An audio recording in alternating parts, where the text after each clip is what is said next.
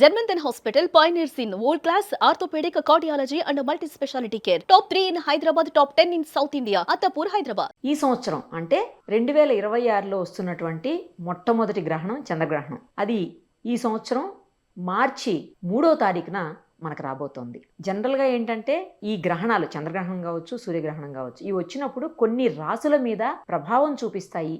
అది దుష్ప్రభావం కావచ్చు, లేకపోతే మంచి ప్రభావం కావచ్చు, చూపిస్తాయి అని చెప్తూ ఉంటారు. అది ఎంతవరకు నిజం అంటే నమ్మేవాళ్ళు నమ్ముతారు అనుకోండి, అది వేరే విషయం. కానీ బట్ అసలు అలా ప్రభావం చూపిస్తాయా, అలా ఈసారి ఈ గ్రహణం ఏ రాసుల మీద ఎలాంటి ప్రభావం చూపించబోతోంది, అవన్నీ కూడా మనం గురువుగారు మనతో పాటు లైవ్ కాల్ అందుబాటులో ఉన్నారు, ప్రముఖ పండితులు కృష్ణమాచార్యులు గారు. ఆయన అడిగి తెలుసుకుందాం. అలాగే ఈ గ్రహణం చాలా ప్రత్యేకం అంటున్నారు, ఎందుకు ప్రత్యేకమో కూడా గురువుగారిని అడుగుదాం. గురుగారు నమస్తే అండి. జై వీరబ్రహ్మజీ గోవింద బాబజీ. స్వామి, ఎవరికి ప్రాబ్లం ఉంది అంటే కొన్ని రాసులకి ప్రతిసారి కూడా సూర్యగ్రహణం చంద్రగ్రహణాలు వస్తుంటాయి పోతుంటాయి. ఇవి నార్మల్ గా సైన్స్ ప్రకారం అయితే ఎవరు ఏం పట్టించుకోరు. కాకపోతే మన దగ్గర ఏంటంటే ఈ నమ్మకాలు, వాస్తులు, దేవుళ్ళు ఇవన్నీ కూడా ఎవరి ఇష్టం వాళ్ళదే కదా స్వామి.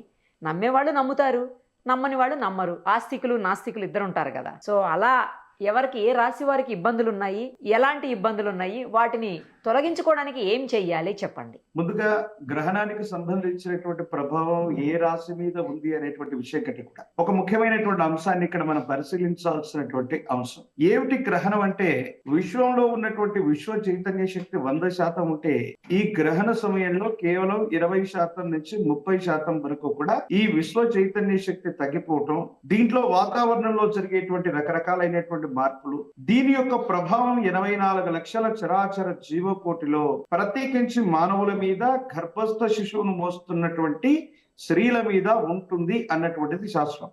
కానీ నాస్తికవాదులు కొంతమంది వ్యక్తులు తెలియక ఏంటంటే 84 లక్షల చరాచర జీవకోటిలో మనుషుల మీద దీని యొక్క ప్రభావం ఎందుకు ఉంటుంది, పర్టికులర్ గా వీళ్ళలో ఆడవాళ్ళు ఎవరు, వీళ్ళలో గర్భస్థ శిశువులు ఎవరు, ఈ గ్రహణాలు వీళ్ళని ఎట్లా తెలుసుకుంటాయి అన్నటువంటి ఒక రకమైనటువంటి ఆలోచన అందరికీ ఉంటుంది. ఈ విషయాన్ని గురించి మొట్టమొదట మన సనాతన ధర్మానికి సంబంధించిన మన పూర్వీకులు పెట్టినటువంటి ఇలాంటి విషయాల గురించి ఒక క్లారిటీ మనం తెలుసుకోవాలి. వాటిలో ఏంటంటే మనిషి శ్వాస తీసుకునేటువంటి విధానాన్ని బట్టి వీళ్ళు పురుషులని వీళ్ళు స్త్రీలని నిర్దేశించబడ్డది. అంటే శ్వాస వ్యవస్థతో కూడా ఎవరు పురుషులో ఎవరు స్త్రీలో కూడా మనం నిర్ణయించవచ్చు. మనిషి శ్వాస తీసుకుంటున్నటువంటి సందర్భంలో ఉదర వితానం, పొట్ట భాగం గనక సంకోచ సడలికలు జరుపుతూ ఉంటే వీళ్ళు పురుషులు. స్త్రీలలో సంకోచ సడలికలు అన్నటువంటివి పక్కటెముకల ద్వారా జరుగుతూ ఉంటాయి. వాళ్ళు ఉచ్ఛ్వాసాన్ని నిశ్వాసాన్ని తీసుకున్నప్పుడు వాళ్ళ యొక్క పక్కటెముకల్లో సంకోచ సడలికలు జరుగుతూ ఉంటాయి. ఒకవేళ గర్భస్థ శిశువును మోస్తూ ఉన్నటువంటి స్త్రీ కనుక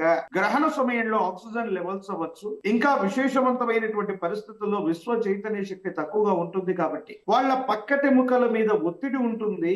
వాటి మధ్యలో గర్భస్థ శిశువును వాళ్ళు మోస్తూ ఉంటారు. సో ఈ విపరీతమైనటువంటి ఒత్తిడికి పిండం మీద ఏదైనా ప్రభావం పడుతుంది కాబట్టి గర్భస్థ శిశువును మోస్తున్నటువంటి గర్భిణీ స్త్రీలు జాగ్రత్తగా ఉండాలి అని పెద్దలు చెప్పడం వెనుక కూడా సైన్స్ ఖచ్చితంగా ఉంది. ఈ విషయాలు తెలియనటువంటి వాళ్ళు, అందుకే మనం చూస్తుంటాం గ్రహణం మరితో పాటు కొన్ని రకాలైనటువంటి వికలాంగత్వాలు ఈ సూర్యగ్రహణం చంద్రగ్రహణం జరుగుతూ ఉన్నటువంటి సందర్భంలో దానికి ఎఫెక్ట్ అయినటువంటి పిల్లల యొక్క జీవితంలో ఇలాంటి సందర్భాలన్నీ కూడా మనం చూస్తూ ఉంటాం. కాబట్టి గ్రహణం అన్నటువంటిది చాలా శాస్త్రీయమైనటువంటిది. శ్వాస వ్యవస్థ, మనిషికి సంబంధించినటువంటి శ్వాస వ్యవస్థ, ఉదర వితానం మరియు పక్కటెముకలు అన్నటువంటివి వీళ్ళు స్త్రీలు వీళ్ళు పురుషులు అన్నటువంటి విధి విధానాన్ని బట్టి సపరేట్ గా ఉంటుంది. ప్రతి పురుషుడి యొక్క సంకోచ సడలికలు ఉదర వితానం ద్వారా మాత్రమే శ్వాసక్రియ జరిగితే, స్త్రీలకు మాత్రం పక్కటెముకలు సంకోచ సడలికలు జరుగుతూ ఉంటాయి ఆ శ్వాస వ్యవస్థ జరుగుతూ ఉన్నంత వరకు. కాబట్టి ఇది శరీర యొక్క నిర్మాణాన్ని బట్టి సపరేట్ గా ఉంది. కాబట్టి గ్రహణానికి ఎవరు గర్భస్థ శిశువుని మోస్తున్న గర్భిణీ స్త్రీలో పర్టికులర్ గా చెప్పాల్సినటువంటి అవసరం లేదు. Come to the point. మీరు అడిగినటువంటి విధానాన్ని బట్టి 2026వ సంవత్సరం నూతన ఆంగ్ల సంవత్సరాది మార్చి మాసం 3వ తారీఖు. మరొక రకంగా తీసుకున్నట్లయితే శ్రీ విశ్వావసునామ సంవత్సరంలో పాల్గొన మాసం చిట్ట చివరి మాసం శుక్లపక్ష పౌర్ణమి, దీన్ని హోలీ పౌర్ణిమగా మనం చెప్తూ ఉంటాం. ఈ పాల్గొన మాసంలో వచ్చేటువంటి ఈ శుక్ల పౌర్ణమి హోలీ పౌర్ణిమ సంవత్సరంలోని తెలుగు సంవత్సరాన్ని అనుసరించి చిట్ట చివరి మాసం. మీరన్నట్టుగా కొత్త సంవత్సరానికి ఇది నాంది ప్రస్తావన పలికేటువంటి మాసం. శ్రీ విశ్వావసునామ సంవత్సర పాల్గొన శుద్ధ పౌర్ణమి మంగళవారం హోలీ పూర్ణిమ రోజు పుబ్బా నక్షత్రంలో సింహరాశిలో ఈ విశేషవంతమైనటువంటి గ్రహణం జరగబోతుంది. మిగతా గ్రహణాలకి ఈ గ్రహణానికి ఉన్నటువంటి ప్రత్యేకత ఏమిటి అంటే, మీరు అన్నట్టుగా ఈ గ్రహణం చాలా ప్రత్యేకమైనటువంటిది. ఈ గ్రహణం ఎందుకు ప్రత్యేకమైందంటే, చంద్రుడితో కలిసి కేతువు అనేటువంటి గ్రహణం ఉండటంతో పాటుగా ఈ గ్రహణ సమయంలో ఆ రోజు రాహువు యొక్క సంపూర్ణమైనటువంటి నియంత్రణ లేదా సంపూర్ణమైనటువంటి చూపు కూడా ఈ విశేషవంతమైనటువంటి చంద్రుడి మీద ఉండే అవకాశం ఉంది. అంటే రాహుగ్రస్తమో కేతుగ్రస్తమో గ్రహణాలు ఏర్పడుతూ ఉంటాయి. కేతువుతో కలిసి ఉన్నటువంటి చంద్రుడి వల్ల గ్రహణం ఏర్పడుతుంది సరే, అలాగే రాహు యొక్క సంపూర్ణమైనటువంటి దృష్టి కూడా చంద్రుడి మీద ఎక్కువసేపు ఉంటుంది. సో రాహుకేతువులు ఇద్దరు కూడా చాలా బలమైనటువంటి పరిస్థితిని కలిగి ఉన్నటువంటి సందర్భంలో కలిగేటువంటి ఒక విశేషవంతమైనటువంటి చంద్రగ్రహణం కాబట్టి దీనికి ఆ ప్రత్యేకత అన్నటువంటిది ఉంది. మనం అనుకున్నట్టుగా ఇది భారతదేశంలో కనిపిస్తుందా, ఉభయ తెలుగు రాష్ట్రాల్లో కనిపిస్తుందా, కనిపిస్తే ఎప్పుడు కనిపిస్తుంది, ఏ నిమిషాల్లో కనిపిస్తుంది అన్న విషయాన్ని కూడా మనం తెలుసుకోవాలి. ప్రధానంగా 26వ తారీఖు మార్చి 3 మంగళవారం మధ్యాహ్న సమయంలో ఈ గ్రహణం ప్రారంభమవుతుంది. భారత కాలమాన ప్రకారంగా 3:20 ప్రారంభమై 6:47 ఈ గ్రహణం అన్నటువంటిది ముగించుకునే అవకాశం ఉంది. సో ఈ లోపు భారతదేశంలో ఎంతసేపు కనిపిస్తుందంటే, ఇది ప్రపంచంలోని చాలా దేశాల్లో మొట్టమొదట ఆసియా మొత్తంలో చాలా దేశాల్లో కనిపిస్తుంది.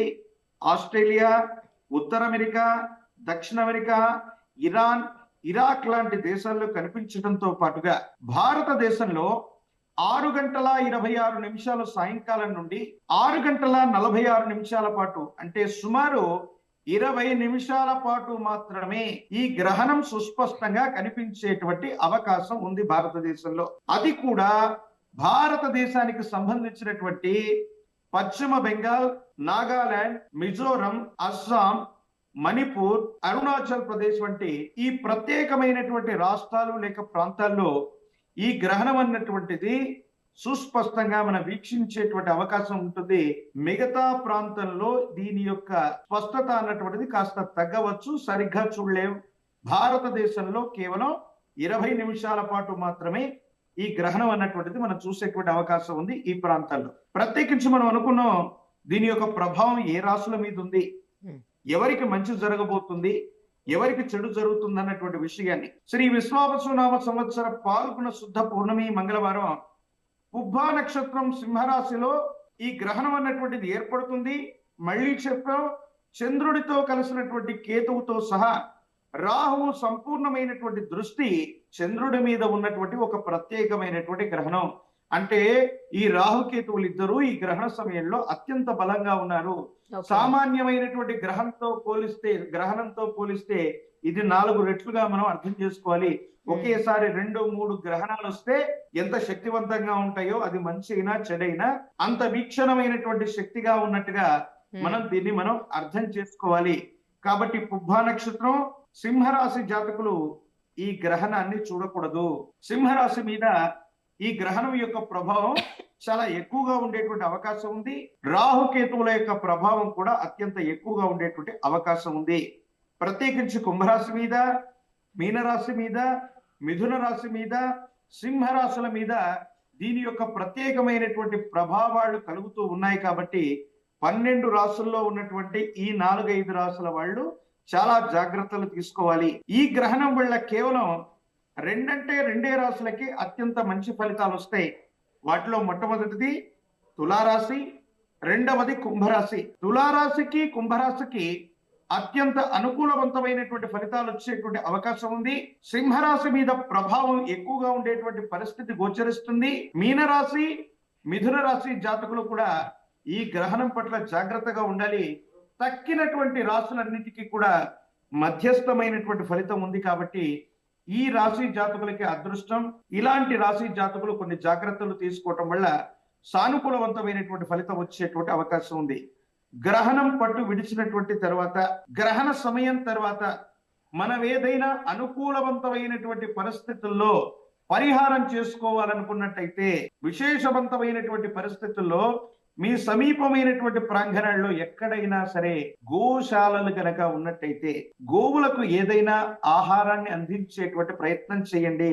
ఉలవలు, మినువులు మరియు విశేషవంతమైనటువంటి చంద్రుడు ధాన్యమైనటువంటి బియ్యాన్ని గనక కనీసం 1.25 కిలో ప్రమాణం ఉన్నటువంటి ఉలవలు, మినుములు, బియ్యం, ఈ 3 ధాన్యాలను గనక మనం దానం చేయటం వల్ల, వీటిని ఏ విధంగానైనా సరే గోశాలలో అందించటం వల్ల, గోవులకి ఆహారాన్ని అందించడం వల్ల ఈ గ్రహణ సంబంధమైనటువంటి పరిస్థితుల్లో ఏర్పడుతున్నటువంటి ఇబ్బందుల నుండి మనం బయటపడేటువంటి అవకాశం ఉంది.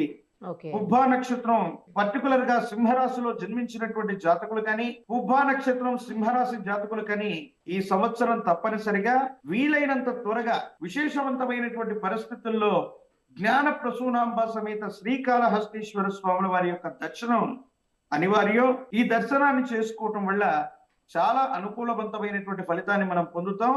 దుర్యోగాలు తొలగిపోయేటువంటి అవకాశం కలుగుతుంది. ఓకే. అయితే మిగతా రాశుల వాళ్ళకి ఏమి అంటే మెయిన్ మేజర్ ప్రాబ్లమ్ సింహరాశి వాళ్ళకే అంతేనా స్వామి? సింహరాశి వాళ్ళకి మేజర్ గా ప్రాబ్లం ఉంటుంది. ఓకే. మిథున రాశి, మీన రాశి వాళ్ళకు కూడా కొన్ని ఇబ్బందులు కలగవచ్చు. తులారాశి, కుంభరాశి వారికి అత్యంత అదృష్టకరమైనటువంటి సంఘటనలు జరిగే అవకాశం ఉంది. ఓ. మిగతా రాశుల వారికి మధ్యస్థమైనటువంటి ఫలితాలు ఉన్నాయి. రైట్ గురువు గారు, చాలా మంచి విషయాలు చెప్పారు. ఇవన్నీ జాగ్రత్తలు తీసుకుంటే, ఎందుకంటే 20th కి పండగ ఉంది కదా సంవత్సరాది, అక్కడి నుంచి అవును. కొత్తగా మొదలవుతుంది. ప్రతి రాశి కూడా కొత్తగా మనం తెలుగు క్యాలెండర్ని ఫాలో అవుతే అక్కడి నుంచే తీసుకుంటాం యూజువల్ గా. ఈ గ్రహణం యొక్క ప్రభావం మీరన్నట్టుగా రాబోయేటువంటి కొత్త సంవత్సరంలో నాంది ప్రస్తావనగా 12 రాసుల మీద తప్పనిసరిగా ప్రభావాన్ని చూపెడుతుంది. ఓకే. కాబట్టి పాల్గొన మాసంలో హోలీ పౌర్ణిమ రోజు వచ్చేటువంటి ఈ గ్రహణం అన్నటువంటిది రాహుకేతువులు సంపూర్ణమైనటువంటి బలాన్ని కలిగి ఉన్నారు కాబట్టి ఇది చాలా ప్రత్యేకమైనటువంటిది. ఈ గ్రహణ పరిహారాలు చేయడం వల్ల విశేషవంతమైన అనుకూలవంతమైన ఫలితాన్ని తప్పకుండా మనం పొందేటువంటి అవకాశం కూడా కనపడుతుంది. రైట్ గురువు గారు, థ్యాంక్ యూ సో మచ్. జై వీరబ్రహ్మ, జై గోవింద బాబజీ.